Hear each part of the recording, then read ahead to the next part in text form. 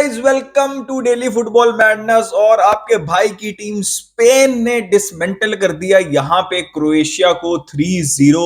और उस मैच के ऊपर हम डिटेल में डिस्कशन करेंगे, लेकिन सबसे पहले भाई एक बड़ी न्यूज है और जो मैं बिल्कुल भी एक्सपेक्ट नहीं कर रहा था।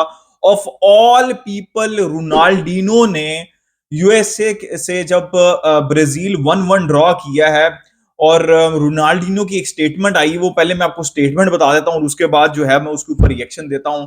भाई बंदा इतना खुश बंदा है। और मतलब ब्राजील के आप हालात देखे फुटबॉल के, रोनाल्डिनो जैसे बंदे को उन्होंने भाई आवाजार कर दिया, भाई उसको रुला दिया इन्होंने। तो रोनाल्डिनो कहते हैं यहाँ पे कि दैट्स इट गाइस। रोनाल्डिनो कहते हैं I will not watch any Brazil game at the Copa America, not celebrate any victory. My god भाई, I have had enough. It's sad moment for those who love Brazilian football. It's hard now to find the spirit to watch the games.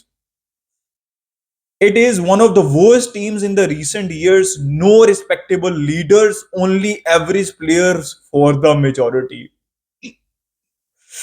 I have never seen a situation as bad as this. Lack of love for Brazil shirt and lack of football. Our performance has been one of the worst things I have ever seen. It's such a shame भाई। Ronaldinho भाई फाड़ फूड़ के रख दिया उन्होंने। उसने कहा ये फेक ब्राजीलियन है, इनके पासपोर्ट जो है वो छीनो और इनको कहीं ना कहीं किधर बरम्यूडिया शुडा फेंको जाके। यार बात तो बंदा ठीक कर रहा है।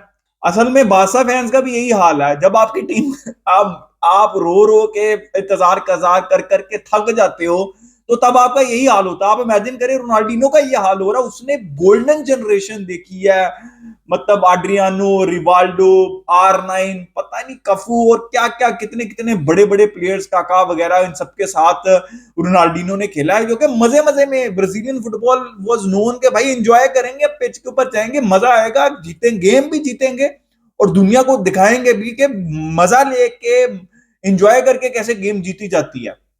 और सारे लीडर्स थे, सारे परफॉर्मर्स थे। बिल्कुल ठीक कह रहा है भाई। ये तो मतलब ऊपर से नेमार, एक सबसे ज्यादा स्किलफुल प्लेयर आया जो कि इनके करीब करीब था, थोड़ा सा वो नेमार था। उसने भी अंडर अचीव किया, अंडर परफॉर्म किया। बाकी तो अभी आप इस टीम में देखें तो विनीशियस हैं एंड दैट्स अबाउट इट। ठीक है, पहले फिर भी कैजिमीरो थे, वो भी अंडर परफॉर्म करके गए ब्राजील के लिए। अब आप इनकी खास तौर पे अगर आप इनकी बैकलाइन देखें ना ब्राजील की, तो भाई आप तो हैरान रह जाएंगे। बिराल्डो है, Marquinhos, to be very honest कोई वर्ल्ड क्लास प्लेयर नहीं है। वेंडेल है, डेनिलो है, ठीक है, गोमस और ब्रूनो गोमेरेस की मिडफील्ड है। ये तो हम भी कहते हैं बारसा के भाई वो रफीनिया वो ब्राजीलियन नहीं है जिससे हम यूज टू हुए हैं। ठीक है, रोड्रिगो भी उस लेवल के प्लेयर नहीं है जिस लेवल के प्लेयर जो है वो वाइडर एरियाज के अंदर आ चुके हुए हैं या फिर एज अ स्ट्राइकर ब्राजील के लिए आ चुके हुए हैं। तो भाई यहाँ पे रोनाल्डिनो तंग आ चुके हुए हैं। और यार ऐसा होता है as a football fan. I know कि वो जीत देखेंगे, आई नो आप जो मर्जी कह लें, आप डिसअपॉइंटमेंट शो भी कर लें, लेकिन फिर भी आप देखते हैं क्योंकि आप अपने मुल्क से तो प्यार करते ही हैं ना, अपनी टीम को तो आप सपोर्ट करते हैं, आप अपने क्लब को तो सपोर्ट करते हैं। अब बारसा फैंस का हाल देख लें, जो मतलब जलील जलालत चल रही है, लेकिन भाई गेम देखना है, जो मर्जी हो। ऐबार से भी होगा गेम, हम देखेंगे। तो मुझे लगता है कि देखेंगे, बट आई थिंक एक अच्छा मैसेज है मेरे हिसाब से कि भाई कुछ ना कुछ तो गड़बड़ है ना। अच्छा, सिर्फ आप इन प्लेयर्स को नहीं कह सकते। अब जो है उन्होंने वैसे ही खेलना है ना, उन्होंने ही खेलना है। मेन इशू ये है कि ब्राजील प्लेयर्स प्रोड्यूस क्यों नहीं कर रहा। स्किलफुल प्लेयर जो कि एक लॉट आती थी, आ रही है, ऐसा मैं ऐसा नहीं कह रहा। अभी जैसे एंड्रिक है, विक्टर रोक है, और भी बहुत सी लॉट जो है वो आ रही है। जैसे वो मसीनियो है, एस्तावायो विलियन, तो नई लॉट आ रही है। लेकिन बीच में ये जो 10 साल का गैप आया है, इसकी रीजन सिर्फ मतलब प्लेयर्स तो नहीं ना हो सकते। इसकी रीजन मैनेजमेंट भी है, इसकी रीजन ब्राजीलियन फुटबॉल भी है, ग्रास रूट लेवल के ऊपर क्या काम हो रहा है, ये सारी रीजन है। तो यार आई एम हैप्पी के Ronaldinho of all people said this, और शायद कुछ फर्क पड़े इन प्लेयर्स को। खैर यार, it was very sad to see कि रोनाल्डिनो को इस तरह का मैसेज करना पड़ रहा है। खैर गाइस, अब हम आते हैं क्रोएशिया वर्सेस स्पेन। यार first half I think Spain ने बहुत अच्छा खेला। सेकंड हाफ के अंदर क्रोएशिया ने कमबैक करने की कोशिश की। देखिए क्रोएशिया के पास ना क्वालिटी है उनकी, वो 2018 वाली टीम नहीं है, लेकिन क्रोएशिया के पास जो है वो क्वालिटी है, उनकी डिफेंस अच्छी है, उनकी मिडफील्ड भी अच्छी है, ब्रोजोविच है, मॉड्रिच है, उसके अलावा कोवाचिच है, तो मिडफील्ड क्वालिटी मिडफील्ड है इनकी। इशू ये है, इशू आज की गेम में ये हुआ कि उन्होंने पहले 2 गोल बहुत ही गंदे खाए, बहुत ही गंदी में, बहुत आसानी से खाए। मैं क्रेडिट देता हूँ स्पेन को, ऑब्वियसली, मतलब फैबियन रुइज ने बहुत अच्छा गोल स्कोर किया, पहला गोल भी मोराटा की फिनिश बहुत अच्छी थी, but I think it was too easy. Maybe first game है, कुछ कंसंट्रेशन की कमी थी, जो भी था, but it was too easy for Spain. जैसे Fabian Ruiz twist and turn कर रहे हैं और आराम से शॉट ले रहे हैं, तो ऐसा नहीं होना चाहिए, क्योंकि क्रोएशिया की तो स्ट्रेंथ, अगर हमने क्रोएशिया की टीम के ऊपर बात की है तो करनी है, तो यही करनी है ना कि भाई ये टीम हार्डवर्क करेगी, गोल नहीं खाएगी, लेकिन 1 या 2 गोल करने की सलाहियत रखती है, 1 गोल कम से कम करने की सलाहियत रखती है, लेकिन इनको डिफेंस करना पड़ेगा, प्रॉपर डिफेंडिंग करनी पड़ेगी, जो कि आज उन्होंने नहीं की, और स्पेन ने उसको मतलब यूटिलाइज। देखिए स्पेन की टीम अगर आप ऑन पेपर देखें तो क्वालिटी तो बहुत है, ठीक है, अच्छे कीपर है उनके पास। अगर बैकलाइन देखें तो आज नाचो को स्टार्ट कराया नॉर्मैंड के साथ, कहीं ना कहीं मुझे ऐसा लगा कि स्पेसेस दे रही है स्पेन की टीम भी, चांसेस थे यहाँ पे।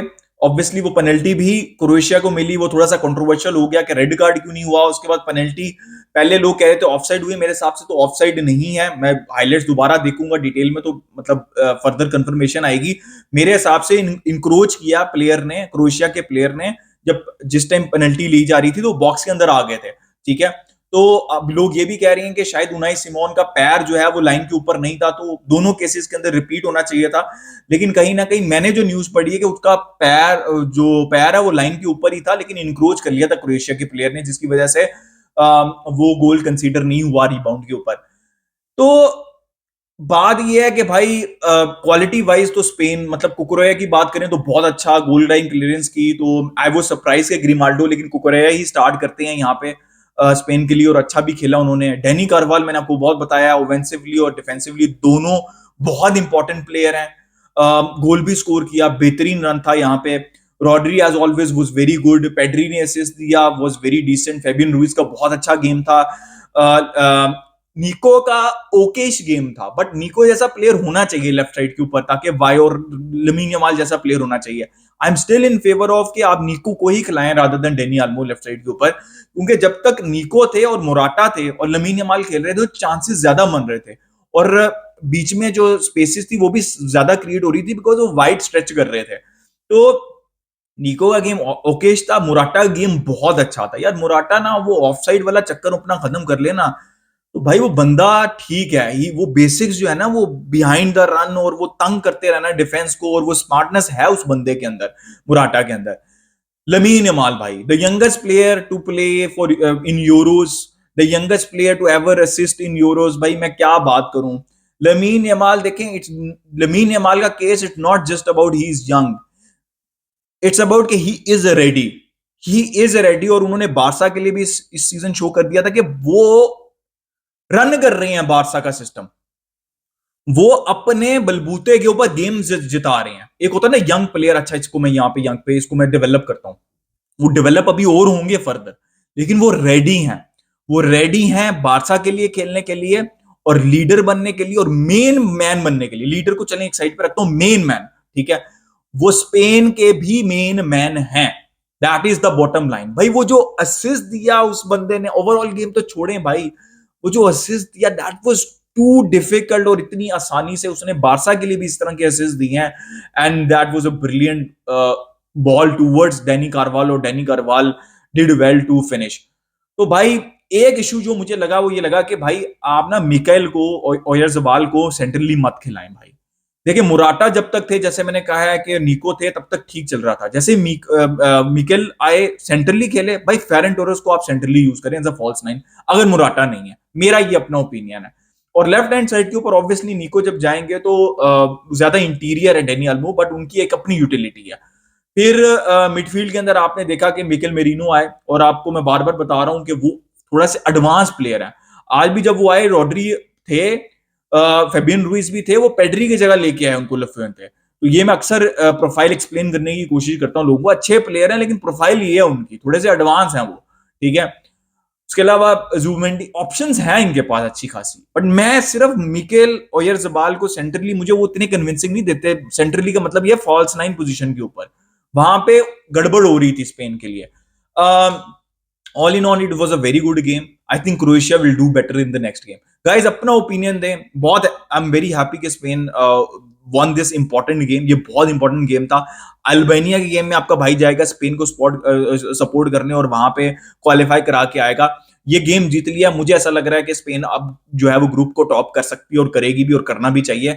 अपना ओपिनियन दे रिगार्डिंग एवरीथिंग, स्पेशली वो रोनाल्डिनो के केस के ऊपर भी in the comment section. Like कर दिया, सब्सक्राइब कर दिया। मिलते हैं नेक्स्ट वीडियो में। विस्कल बारसा एंड विस्कल स्पेन।